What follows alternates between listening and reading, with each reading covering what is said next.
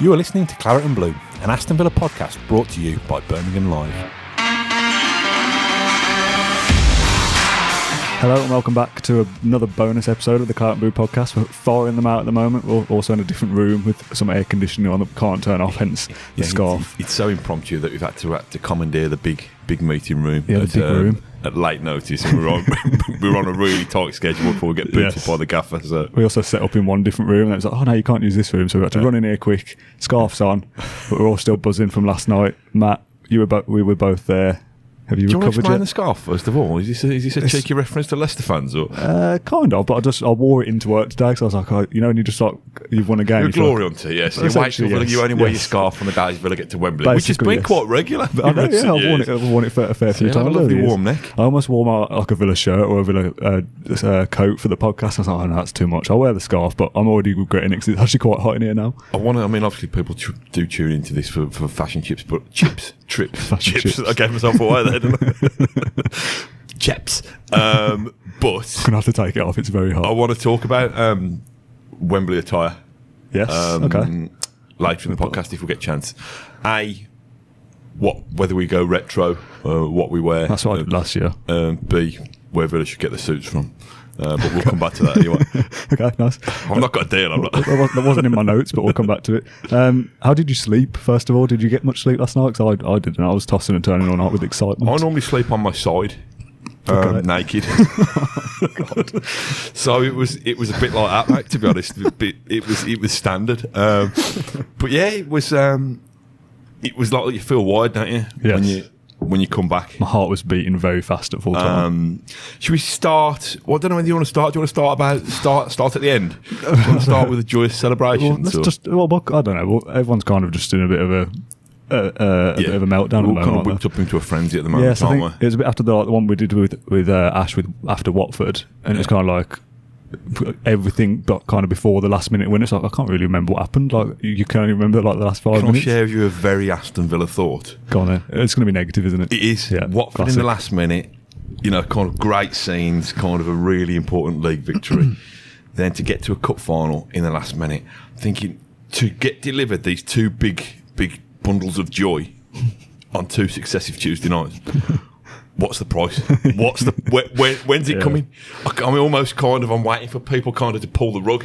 You know, I thought someone was going to boot me off the train through a moving door. So there's got to be some kind of payoff, hasn't there? Yeah, losing 5-0 to Bournemouth on Saturday.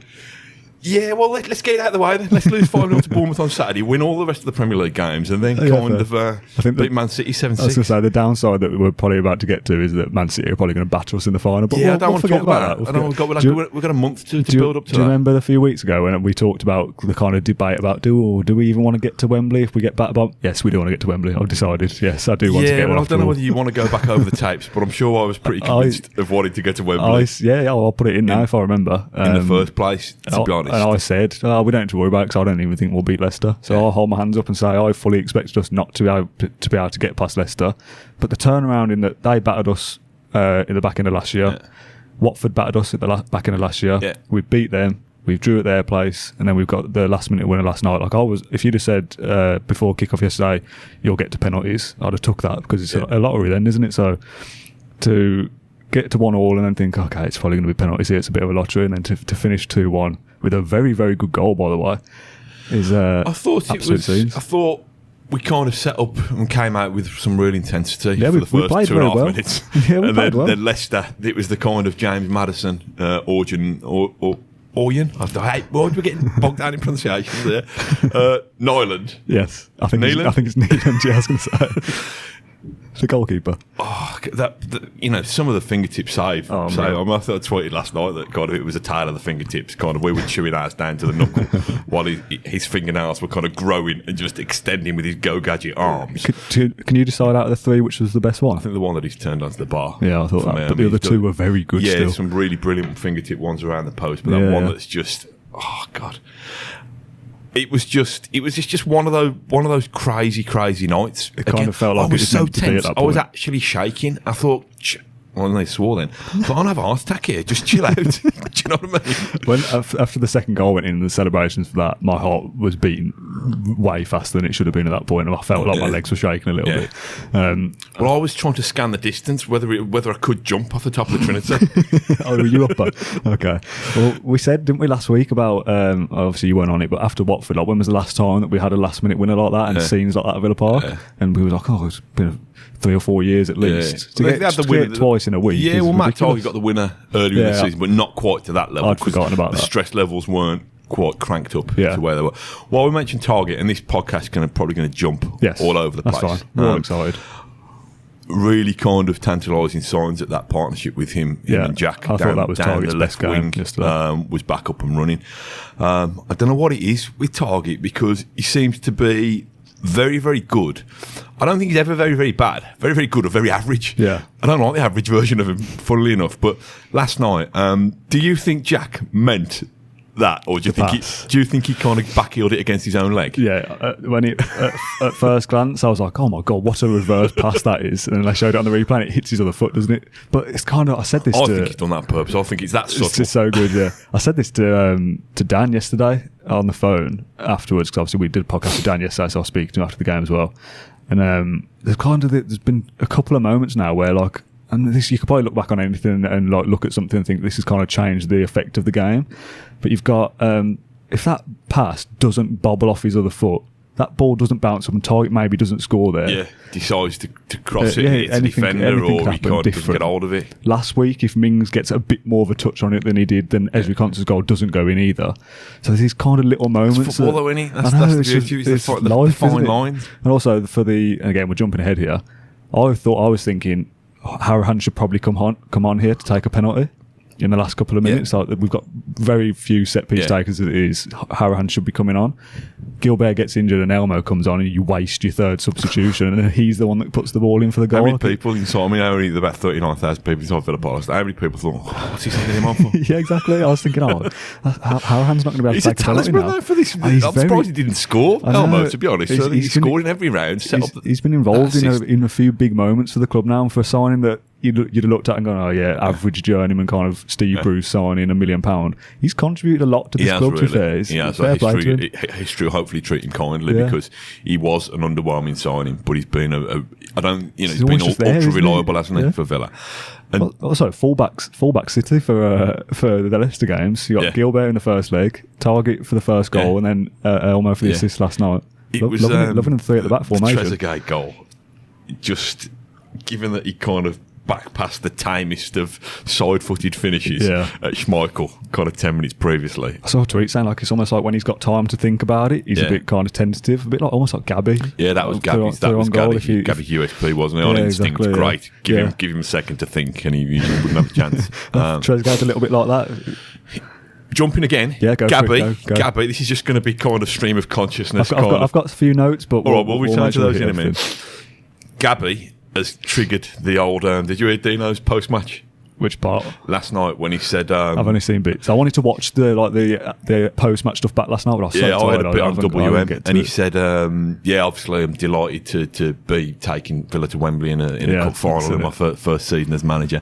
The best thing is that Phil Dowd won't be the referee. Mike O'Neill told me to say that, and I thought, I like that. That's kind of nailed what we're all thinking there. I heard that on the radio at the time in the car back, and I tweeted it straight away and banged a few retweets off it. So I was just like, again, we're jumping all over the place here. I'm going to keep saying it. Do you remember a few weeks ago when I said Dean Smith should be the manager of Villa, kind of whatever happens? No, you said he should be sacked. No, I do. We've been Team Dino all along, to be honest. Then he just gets it, doesn't he? And I feel like him being a fan isn't enough to kind of warrant him being the manager of the club forever. Obviously he's got to perform on the pitch, but the fact that there's that extra layer that he understands what it means. I think he makes the sweet times even sweeter. You know, I think without going really corny and quoting Sweet Caroline, we weren't able to get a blast of it. Kind of good times never did seem so good as when you've got Jack and Dean and they're loving it and living it the same as the rest of us. Now, like, why not just give him a knighthood at this point? So I was giving the keys to Birmingham and just let him do what he wants. He can be the manager for the rest of his life, as far as I'm concerned. Just keep it coming, Dino. Like, to think about it, like obviously my experience to Villa is different. The best manager in my lifetime is O'Neill. Again, we finished top six regularly, whatever. But this is different. It's more special now for him to do what he did last year to get us promoted was unbelievable. if we stay up this year and we reach the final regardless of what happens, that's a great achievement. Of course, it's a great season. Great achievement. And actually, it's against the odds that people would say that that's an overachievement to get to the final and stay up. I actually feel this for young whippersnappers like you and my son. Now, there's a bit of a gap between there because he's 11 and you're 24. You're 14. You're 24. But I said this before. I was too young for Rotterdam in 1982 and the League Cup win. Only just. So the double league wins in 94 and 96, those were my Rotterdam. Yeah. You know, I was kind of, God, how old was I? In 94, I was 16, and in 96, I was 18, so they were good times, really good times to be a Villa fan. And I thought, oh yeah, Villa win a cup every 2 years, this is brilliant. And then for it to go so long, you know, the fact that guys of your generation have only got a playoff final win, I mean, I'm not kind of belittling that, because what an occasion that was. Yeah. You know, we haven't seen a proper trophy with claret and blue ribbons on it yet. Yeah, exactly. And we've only saw a non-proper trophy months ago. Exactly. Not even a year at this point. Yeah, so I think it's a really, really important occasion for like I say, for you young uns. And John Cross, the guy from a journalist I know from the Mirror, did his video from the Villa press box last night, and I've retweeted it because he was saying kind of what brilliant timing this was. We've got this massive debate about Jurgen Klopp disrespecting the cup competitions, except for the big two, for the Champions League and the Premier League. Nice to have those issues, wouldn't it? But this was a reminder. Villa Park, bouncing, banging. The atmosphere as well, so good. Full to the brim, nearly full to the brim. I'll get back to that as well in a minute. I bet you won't. It was just, no, probably won't. Maybe next week. But it was just a reminder that there's only two. Most of the 92 league clubs and a lot of the non-league clubs further down the pyramid, there's only two main competitions you can win. There's the FA Cup, which, I don't know, Villa, this kind of curse over Villa ever winning that, so let's leave that aside for a while. It's the FA Cup and there's the League Cup. Yeah. So do your damnedest to win the League Cup. Yeah. And we're doing our damnedest to win the League Cup. We did our predictions when I was still with the Villa View. We always do predictions in the summer, and I think Dan's got a bet on us to win the League Cup. I don't know what the cash out is now, but he actually put money on it. And I kind of I started my notes from early August, and I put League Cup winner Aston Villa brackets. Why not? I was like, yeah, why not? Let's go for it, kind of thing, almost as a joke. But like you said, if I think we're good enough to stay up. It's obviously still a lot of time to go, but I think we're good enough. If I can speak, if you stay up 17th and get to a League Cup final, that's a I mean, let's not pretend we want to go and win that League Cup final, don't we? You don't want to, again, I'm speaking in old man's terms, but you don't want to be like on bullseye, look what you could have won, we've had a great day out, Jim. But I just had my bus fare home. We don't want a bus fare home. Yeah. We don't want to go home. We want to be spending that Sunday evening. Better put the run down. I was going to say, I'm not doing a podcast on Monday. Want to be spending that Sunday evening kind of bouncing and celebrating, don't we? But Man City. We'll worry about the opposition a few podcasts from there. Am I the only one who's maybe a little bit... I mean, obviously we're recording this on Wednesday morning. Am I the only one who thinks that Man United maybe have a chance tonight? Yeah, you're the only person in the country, I think. Because it's only 2 goals, isn't it? If they win 2-0 and sneak it to penalties, and we get a 10 years on from the 2010 final for our revenge... Did you not think it's all set up perfectly? Yeah, the first League Cup final I saw us win was against the mighty Man United way back when. The script is written. I don't know. We'll worry about that. I mean, what did Man City, was it 3-0 away? 3-1. 3-1 away and 6-1 at home. So they're beating us 9-2 on aggregate. Oh, you're talking about against us? Yeah, sorry, Man United. It was it 4-1 at their place? 3-1, I don't know. Who cares? A heavy deficit to we definitely lost both. Anyway, yes, yeah. Can I ask you about the pitch invasion? What were your thoughts? I'm a little bit torn with the pitch invasion. I remember for the West Brom quarter-final, there was a pitch invasion then, which is only for a quarter-final, but I was on the pitch then, say it quietly. Middlesbrough at home in the playoff final, I didn't go on the pitch. And Albion obviously was away.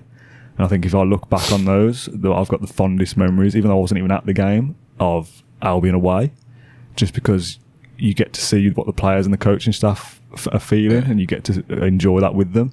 Even not being at the game felt special. So to have been there would have been for the lucky away fans that were there.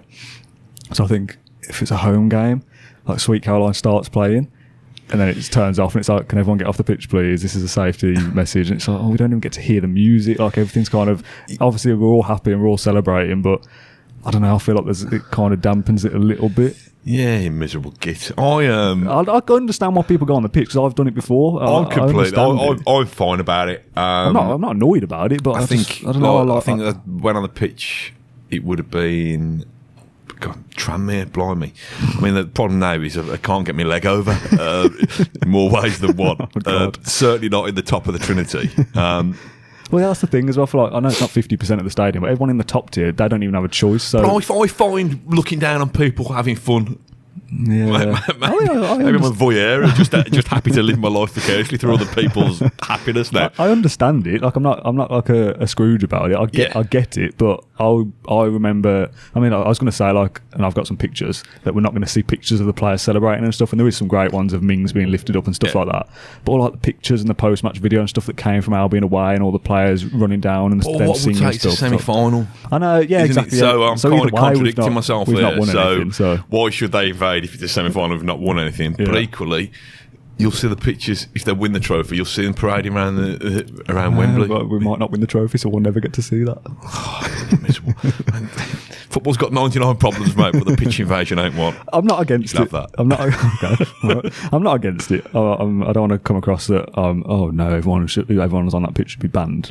Obviously not. But I think it's just a little bit. If you went on, you loved it. If you didn't, you're probably thinking, that's annoyed me a bit. But yeah, we still won, so I don't really care. My biggest gripe was the typo that they stuck. You see that in the message to start off the pitch? It was like, I can't remember what it was. We dig out a picture of it, but in all that euphoria, I'm thinking, nah, you've got to read that before you put that message up. That's why people didn't listen. Get a better headline on it. That's what I needed to do. It, yeah. You want to clickbait your messages? That's what you want to do.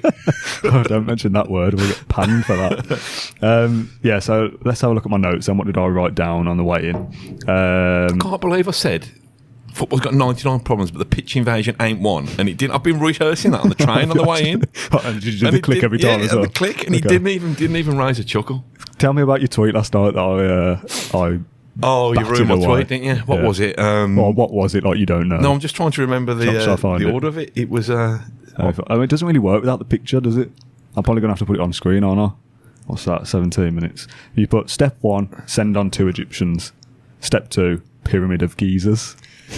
So the pyramid of geezers, which they're all climbing over each other in terms of celebrating.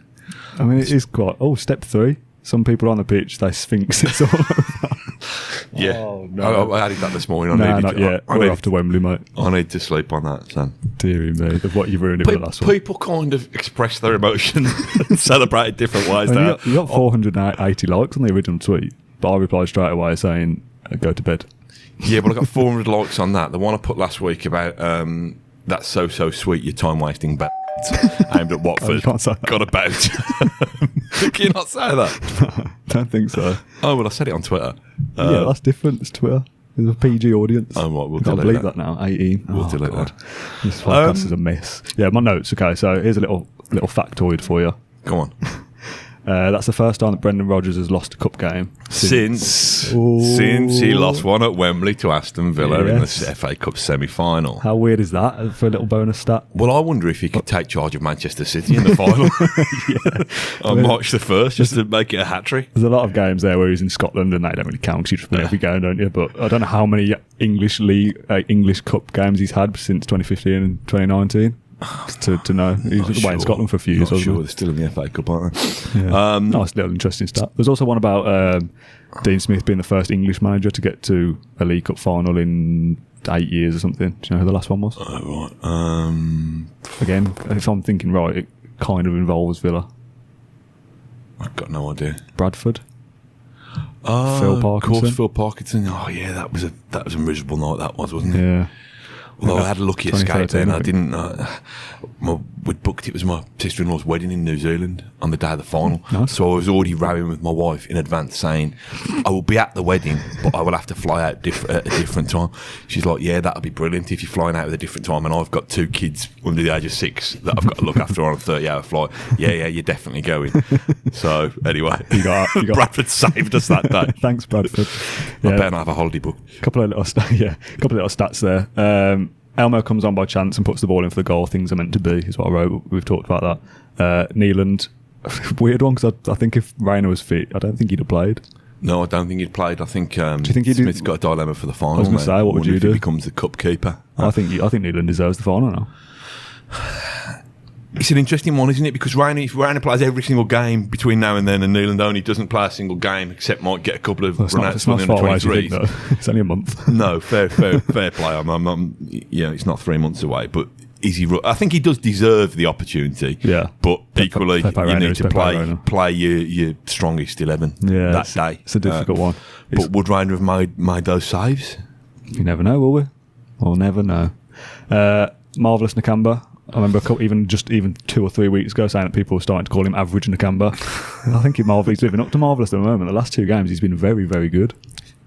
He's been excellent. You know, he's been marvellous. You could say he has been marvellous. I'm going to the Lightning Seeds in a month's time somewhere in Brum, and one of their songs is marvellous. And every time I see him on the ball, I'm reminded of it. Yeah, he's just energy, isn't he? I think it's almost kind of taken him to have that kind of lean spell to kind of crank him into life and to keep. They were all rubbish a few weeks ago. To be fair, I think that, you know. Again, this is my amateur coaching. I think footballers need to live life, need to be on edge at all times, be completely anxious, always fear the worst. Maybe the arrival of another midfielder has kind of jolted them into action a little bit with Drinkwater coming after them. Maybe. I don't know. I thought the good performances all over the pitch. I mean, Jack Grealish, he's run out of superlatives, to be honest. I did a tweet last night saying, can we now finally stop the Grealish versus Maddison debate? Yeah, I'm not bothered about whether he's better than Maddison. I'm just bothered that he's well, I don't care. I'm just bothered that he's the best Aston Villa player that I've seen ever. I don't know. I mean, I've got some real favourites down the years. Dwight York, David Platt. Obviously Paul McGrath, but for pure Gareth Barry was a really gifted player. In terms of what the academy's produced, I think Jack Grealish has got to be it without a doubt. I don't care whether he's better than Maddison. He was, and he is. Yeah, exactly. I feel But I'd rather Man United or Liverpool go and sign James Maddison in the summer. Yeah, true. Yeah, absolutely. And leave Jackie with us. Yeah, I want him to stay with us forever. Yeah, ain't happening. Probably not going to happen. But yeah, I'm just kind of glad that other people are now seeing that Grealish for what we've known he's been for the last 2 years. Did you see the picture that his dad stuck? On Facebook, on Twitter, of Jack as a very, very young baby just after he won the cup in 1996. Yes, and same age as me, and this Jack's always kind of one day I'm going to hold pointed towards that cup. I'm going to hold that trophy one day, Dad. He's just so good. He's just on another level. There's nothing else to say. I think he's one of the. I tweeted it after. I think he's one of the best creative midfielders in the Premier League. Yeah. And he should be starting every second for England. You know, it's funny because I said all players should exist in a state of anxiety. He's the most relaxed man in the world, unless somebody touches his hair. Yes, I saw that. I think that was Gilbert, wasn't it? I've seen that interview, and I've seen a different view of it, and he kind of almost gives it a death stare, doesn't it? There should be a gif of that of Jack looking shocked. People kick him all over the pitch. Fine, touch my hair. That's out of order. That is off limits. Yeah, it's just he's just so good. He's so good. I felt like. I thought he was singing Sweet Carolina. no, I'm not going to sing. He seems to have got quicker in the last couple of weeks, I feel like the way he was pressing last night, I felt like I noticed more than usual that he never stops running, but he wasn't just aimlessly jogging around, it was a full sprint everywhere, he knew that I've got to be 100% athlete as well, wasn't he? Yeah, as well as being a kind of naturally gifted player, he's a beast. He's an athlete. Superhuman. I thought he was brilliant. I thought both fullbacks. I thought Target, obviously, got that link up with Grealish down the left. I thought Gilbert was very, very good. Louise was good again as well. I thought the back three were good. Courtney Horshouse still in possession, still worries you a little bit. Same. But defensively, looks solid, wins his headers. What do you think of Samagol, by the way? Samagol's debut, got 60 minutes, looked tired towards the end. I thought it was interesting. I thought his first couple of involvements was kind of a chest pass and a header, and it looked very sharp and very meaningful. Yeah. I thought it was good. He's obviously missed that sitter, which I think would have lifted the roof off the stadium. But there's not a roof on the stadium anyway. We don't get the last minute winner then, do we? No, he obviously knew that was coming. I thought, if I'm being honest, I thought he looked lost a couple of times. Okay. I thought there was a couple of times where Jack was having to say, look, you need to go and close that fullback down. You need to do this and do that. But it's new to him. I said to you before, never looked more lost than when I saw a mate of mine, Goffey, share a picture of him in the what is it, kebabish? I think so, yeah. In some curry house in I've heard many pronunciations of it. Cababish, I don't know. So that was random when I saw him kind of out for. I think a few Villa fans normally go in there for a post-match curry to celebrate or commiserate, and then in comes Senegal. then your man Sabata comes in there. But yeah, I thought it was there was enough there. There was enough there in his debut to show glimpses. It's quite a novelty, wasn't it? Aston Villa starting with a centre forward. Yeah, and speaking of, Keenan Davis comes out of nowhere. Keenan, and he looks very, very lively as well. Oh God, he's a beast. Great footwork for a guy so big. Yeah, surprisingly there was a run down we sit Trinity side. There's a run where he's kind of burst down the left and got to the byline and then done around the player. Just kind of it's bounced off and gone for a goal kick. Yeah. Even his first couple of touches, got the ball to stick. Couple of give and goes. I think there's a player there. Yeah, I think so. I mean, I've raw, but I think there's a player I've always been a little bit harsh on Keenan Davis in thinking that Premier League might be a tough place for him to learn his trade. Maybe he should go and play in League One for half a season, and I think batter some League One defences, get his confidence up. But do a Championship loan, to be honest. Yeah, well, I think he could. I think next season, I think he should go out and learn for a full season in the Championship. Well, it depends who we've got in reserve, doesn't it? Because if he could do that, also depends what league we're in. Championship loan for Aston Villa for a season. But I think if he can do that for 20 minutes of a game, yeah. I mean, that's the problem that we've had with Wesley earlier in the season. Yeah. When Davies was injured, get Wesley off for 65, 70 minutes, get Keenan Davis on a little bit more. Listen, Wesley probably would have still suffered that freak injury anyway, but it would have given you that option. So I'm excited. I'm excited that he's back involved, and what a taste for him that is to kind of get him fired and get him more involved over the next couple of weeks. Slim one. I had a thought last night. I was speaking to the microphone. Is there any slim chance of McGinn being back for the final? I wouldn't have thought so. I wouldn't, but even if they said around March, didn't they? Yeah, I saw him. He's 2 weeks ahead of schedule. I saw him outside the stadium last night, actually signing autographs. The other side of the fence. It's like being at the zoo, isn't it? Sometimes they sign autographs there. And he stayed for a good kind of 5-10 minutes signing autographs. Did he still have his crutches? He didn't. He had his boot on, not his football boot. He had his protective boot. I wish he had his football boots on. So nice picture of him and Jack, wasn't there? Yes, very good. I'll put that on screen now. I think he tweeted out as well, didn't he? Kind of back at Wembley with his knee slide. He said to see you again at Wembley. That's it. Yeah, he was a little bit tantalising. Exciting. I don't know. It'd be great, wouldn't it? It'd Even if be he's just on the bench for a kind of 1 minute cameo. Just to run around and put his backside in Man City's face for the last few minutes to see out the victory. Just to help head the corners away in the last 20 minutes of stoppage time or whatever it'd be. I'm not sure. It's probably not, but it's just a thought that they said around March, and obviously the final is the first, so maybe. Yeah, there's a lot of important games that are going to be coming up in April and May as well, so I wouldn't want to see him rushed and then suffer a setback. So the last kind of point that I wanted to talk about was the whole thing that we talk about all the time, and you always hear, is the distraction of the cup competitions, FA or the League Cup. Now, obviously, that's irrelevant at this point in terms of no more extra fixtures and stuff like that, but the momentum that you get from even getting to the semi-final was a massive boost for us. Now get to the final is great for confidence and stuff like that. So the whole kind of distraction, the FA Cup thing. I see it as a glimmer of gold or a glimmer of silver, just to kind of keep people. It's a slog, isn't it? Relegation battles, survival battles are a slog. Yeah, and I just think it's just something.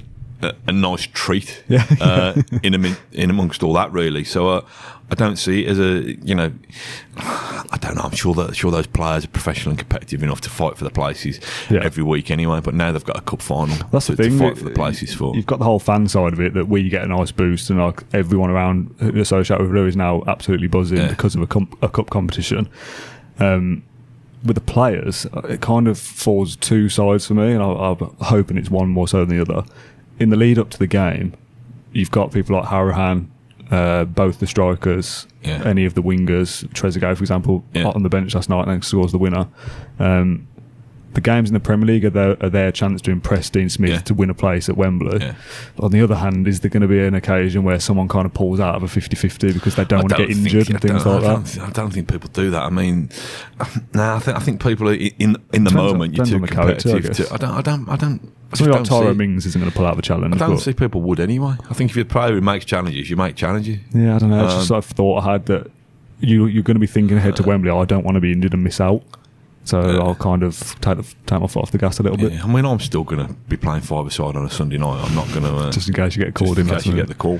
Yeah. Actually, this is really awkward, but I meant to break it to you on that Sunday, March the 1st. We've got Coventry at home to Sunderland. Oh God! On the same day, so we thought that'd make a nice feature. Yeah. For you, if we can. Callum O'Hare on the day of the cup final. Yeah, if we can get you down there. Yeah, is that all right? I was going to ask actually what we're doing in terms of the final. I think we were going to get booted out this room. Actually, we think we've got to have a planning meeting on a different day, but I think we probably will give it. Yeah. Wall-to-wall coverage, we'll kind of GoPros in the green man on our heads, and that kind of thing. Yeah, you can do that. I don't mind doing that, to be honest. Yeah, fine, okay. Obviously, in the week before, we'll do plenty of build-up. I had an idea for a special podcast we could do, but again, that's a conversation for off air. Yeah, I think it's worth us kind of taking a little trip down memory lane as well, seeing if we can get some of the 94 or 96, like the last manager, the 96 guys, see if we can get Brian Little and Big Ron involved. That'd be good. Get them to deliver their team talks. Yeah, good. Ahead of March the 1st. Got to make the most of these little treats, haven't we? Like you said. I mean it's mad, isn't it? You know, it's been by common belief, it's been the bleakest 10 years for Aston Villa in since the relegation of the mid 80s. Yet they've been to the new Wembley 6 times, I think. Have I got that right? So twice in 2010. Yeah, twice in 2010. Twice in 2010 for the League Cup final and the FA Cup Semi Final. Yeah. Then in 2014 and 15 for the semi final and the final. Yeah. And then 2 playoff finals. Yeah. This is the 7th. So this is the 7th. So it's been a bleak 10 years, but they've been at Wembley 7 times. Yeah. Actually, we've actually even won there twice. Yeah. Do you know what I mean? So that means we're due another win. You know, I don't think it's quite the same as Man United fans who are kind of really in the depths of despair because they haven't won a Champions League for 4 or 5 years, a bit longer than that. But it ain't that bad. Yeah, some teams. I guess some fans will never see their team at Wembley, or we'll see it once every 30 years or whatever. The fact that we get to go there for the 3rd year in a row, it might as well be our second home at this point. Yeah, exactly. It's nice, isn't it? It's a nice feeling. Just. I hope we don't happen what I hope. God, I can't even talk. I hope what happened in 2014-15 in the FA Cup final doesn't happen this time, where you just go there and roll over and die. Well, let's think positive thoughts. Like I say, we'll have lots of time and lots of podcasts between now. Well, several podcasts between now and then to dissect or 3 weeks to share our fear of what might happen. But let's. I'm buzzing this morning, so let's kind of continue that buzz. Yeah, if Man United do the business tonight, fancy us against Man United. I'll tell you that. It's cup final, mate, and why can't we go and beat Manchester City? Yes, I like it. We're Premier League teams. We're not. It's not a conference team playing a Premier League team. Do you know what I mean? It's not Joss's Giants playing Real Madrid. This is, we're a competitive team. I suppose one positive for it being Man City is that this is probably their one. I mean, they're not going to win the league. This is a good chance for them to salvage their season kind of thing with a trophy. But they're as good as Man City still are. Obviously, they're not the same Man City they were last year. Don't worry about Man City. I don't want to get bogged down with it. I'm just saying. I'm just conscious we're going to get booted out the room, so I don't want to end it on. Man City are brilliant. Villa are going to get turned over. I'm just giving you a positive that they're not the Man City of last year. We're about to get booted out the roof. Okay. They're not the Man City of last year. Aston Villa are at Wembley in the cup final. Let's go and win it. Okay. And leave us a positive review on iTunes, yada, yada, yada, etc., etc. See you next week. End of podcast. Bye-bye. Thank you for listening to Claret and Blue, an Aston Villa podcast. If you enjoyed today's episode, then please let us know. We love hearing your feedback. We'll be back soon with another episode. Until then, up the Villa.